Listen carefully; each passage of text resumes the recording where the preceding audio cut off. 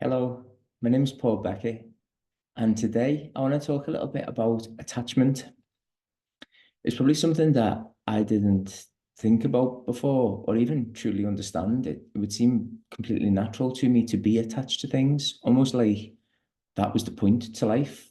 You know, I'm attached to my nationality, I'm attached to my gender, I'm attached to my particular story, the story of my family, the story of my ancestors, the story of the place that I live, the story of my achievements, my dreams, my disappointments. All of these things came with like a cord, almost like some kind of energetically charged cord, which I held to myself because these were all the bits and pieces which built up the character of Paul.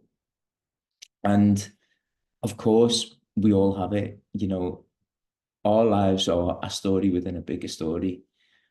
But that is what it is. That's how it feels to me now. It just feels like a story. Now, that's not to say that I think, well, it's just a story. What's the point? I still get up and go to work. I still have fulfilling relationships. I still, get out and see the beauty of the world. All of those things. It's not like I'm sitting in a darkened room, like it's just a story, like there's no point. But without the same level of attachment that I had before, it's such an easier way to live. It's such a nicer way to live, a more peaceful way to live. I don't feel like I'm responsible for keeping all the plates spinning in like the magician's act. Do you know, like when those acts where like they spin the plates and then they're constantly tending to them all just to make sure that everything's keeping going. It just came with like a total relief, a relief of, if I was wrong, then thank God I was wrong. Thank God I was wrong about everything. I don't need to try and prove anything to myself. I don't need to continually try and prove anything to others. I don't need to be attached to every level of Paul that beforehand was just the most natural thing in the world to me. If I'm not a body, of course, I still appear to be here as one. But with the attachment to the body being loosened, I'm not going to say lost because it's not, but loosened, I just don't believe in it the way I did. It's really funny how the body has responded in terms of health, in terms of just aches and pains and things like that, which just haven't been there. They haven't been there. Now, I know that this might not be the case for everyone, so I'm not saying, oh, self-realize because all your aches and pains will be gone in a day. I'm not selling it that way, but honestly, the lack of attachment to being a body appears in my case to also have just like the body's storylines don't seem to be there. The lack, I'm not a body, I'm not a human. I'm not a human. That sounds ridiculous to say, but like, I don't need to be like, oh, I don't need to be attached to that. The gender, even, of course, duality. We live in a good dream of duality. So male and female are one of the biggest dualities we have there, and this constant tension between the sexes. Do you know what I mean? And for a lot of us, it's I am a man. This is what it means to be a man. I must prove my manhood to you because I'm kind of just trying to prove it to myself because I think on some level we all just know that this is a game we're playing. You know what I mean? Also, like I look around the world and I see a lot online, and I would consider myself a feminist in as much as I love women. I grew up around women. I didn't have a man in the house growing up, so I grew up in a matriarchy, and I do think it's a different energy. But still, then to jump on the other side of it and be like, oh, women need to rule everything and all that would just be making the same mistake in a different way. I'm not here to teach anyone that one sex is better than another or to even, suggest this. I'm here to say that we're genderless anyway. So then all of the controversy and debate we have at the minute about people not identifying to genders is it's fine. It's just part of the story. Why would it upset anyone? Why would it upset me if you don't feel male or female? Because what we are is truly not male or female. anyway. It's just the game we're playing here.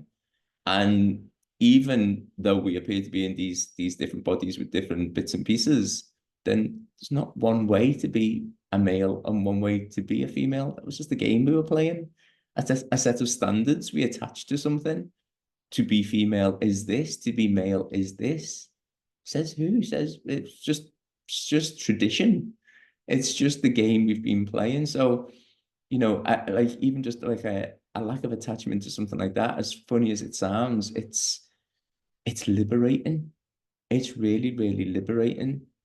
And then, we get attached on so many levels, like nationally, this sense of national pride, or this sense of pride of the place that I'm from. I'm from here, and this means this about me, and we are like this tribalism. I just don't have any of that. And it feels free.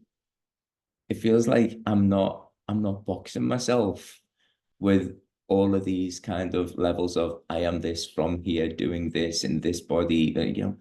It just comes with a real freedom, this lack of attachment. So I wanted to talk about attachment a little bit. Obviously, in this world, it appears as though we are many, even though we are one. So with that comes us grabbing at other people. We're born into a family straight away. I'm part of this family, not part of that family. Do you know what I mean? And I know all of our family experiences are different and all of this, but there's an attachment straight away, right? And to these are my people, and somebody else are not my people. Do you know what I mean? Then growing up, it's so funny, relationships to me now.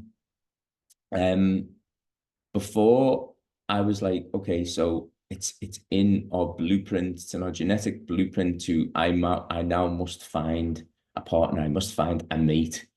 Do you know what I mean? I'm not whole until I've found that. And every song I hear on the radio and every Hollywood movie I watch is telling me the same story, that you are not whole unless you play this game, of this tradition at friend of this must happen, that must happen. So it's just it's funny. It's funny to me now. And I think probably if somebody would have spoke to me like this before any of this happened, is it happening? I don't even know whether that's the right word for it. For realizing this, I would have been like, you're nuts, you're crazy. Of course, we get attached to things. That's the point to life. I would have gone that far as to think that that is the actual point to life. Because I think, speaking for myself, there was this like unconscious level of insufficiency, this level of I know that I'm not enough, but I don't want to say it out loud. So what I'm going to do is play the same game as everyone else and grab at all of these things and attach myself to all these concepts and places and jobs and relationships.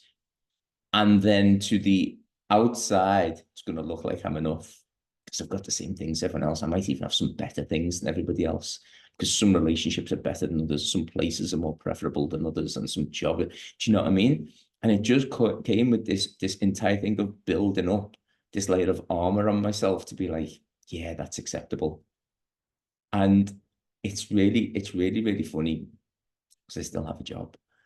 I'm still from a place. I still make relationships, but it comes from a completely different place. I'm not wildly grabbing at it to try and prove that I'm okay. I'm okay. Look, someone loves me. Someone loves me. I'm okay. Oh, these poor people who don't manage to find a relationship. Poor you. Do you know? And I know that it's nice. It's nice to spend quality time with someone.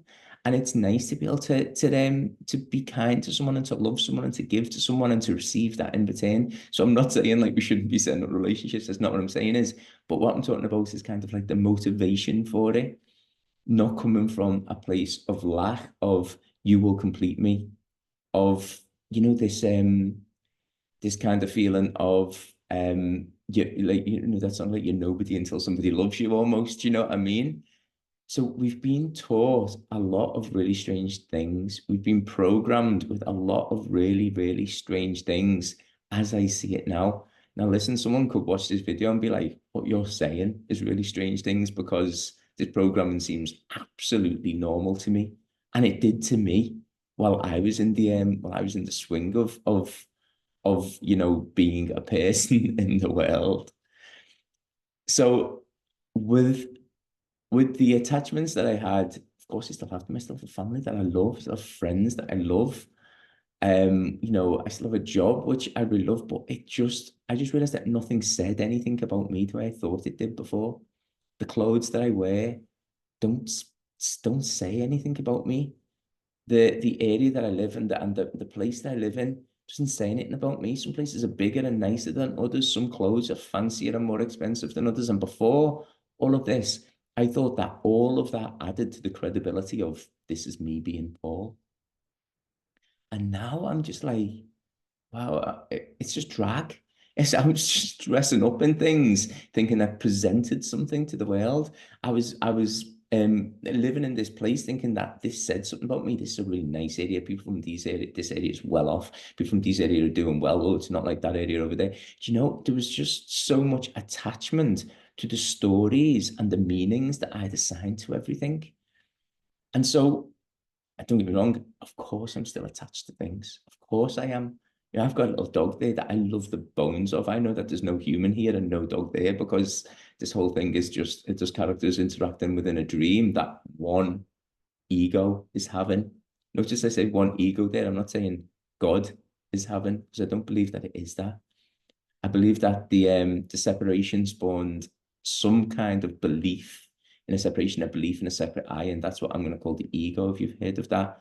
And then that ego appeared as many, interacted with itself.